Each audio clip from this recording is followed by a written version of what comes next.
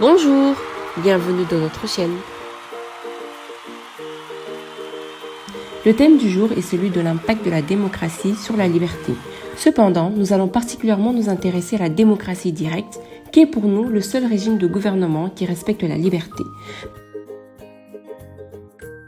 Mais il faudrait savoir qu'il y a deux types de démocratie, la démocratie directe et la démocratie indirecte.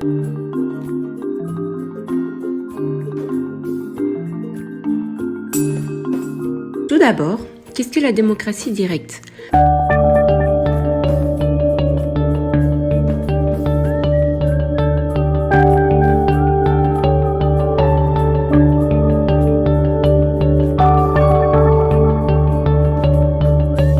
La démocratie directe, c'est un régime politique dans lequel les citoyens exercent directement le pouvoir sans l'intermédiaire de représentants. Ce régime prendra par exemple la forme d'un référendum, d'une pétition, etc. Ensuite, qu'est-ce que la démocratie indirecte ? La démocratie indirecte est un système de représentation dans lequel les citoyens élisent des représentants chargés d'établir en leur nom des lois et de les exécuter. La différence avec la démocratie directe se trouve donc dans le fait que les représentants doivent défendre et appliquer les programmes sur base desquels ils ont été choisis.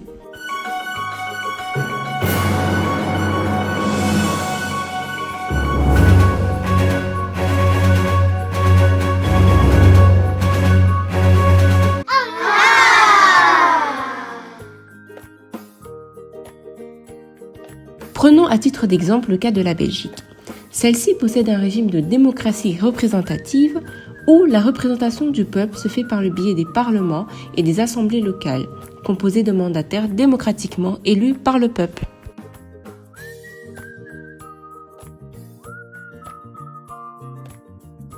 Nous allons illustrer ce régime de démocratie directe à l'aide de différents concepts philosophiques tels que la liberté des anciens, la liberté politique ainsi que la liberté positive. Abordons la liberté des anciens.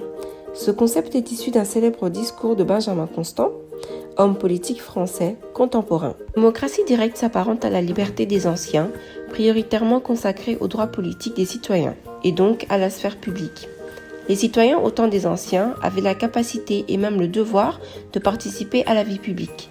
La souveraineté était donc exercée directement par le peuple, sous forme de délibération publique et non au travers des représentants élus par le peuple. Dans la démocratie directe, l'État s'assure que chaque citoyen puisse jouir de leurs droits de manière équitable, ce que nous appelons la justice sociale. De ce fait, nous pouvons également retrouver la notion de liberté politique.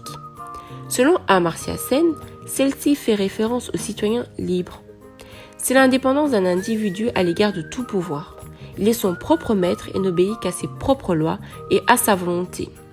Cependant, il reste égal aux autres citoyens. Approchons dans notre dernière thématique, la liberté positive.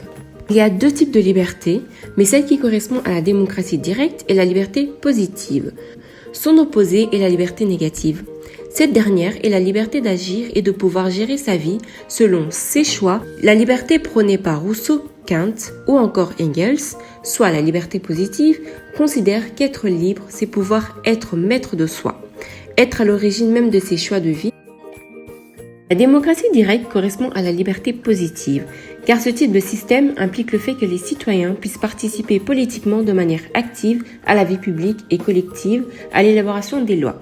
De ce fait, la liberté des citoyens repose dans l'intégration et l'application même de ces lois qu'ils élaborent eux-mêmes.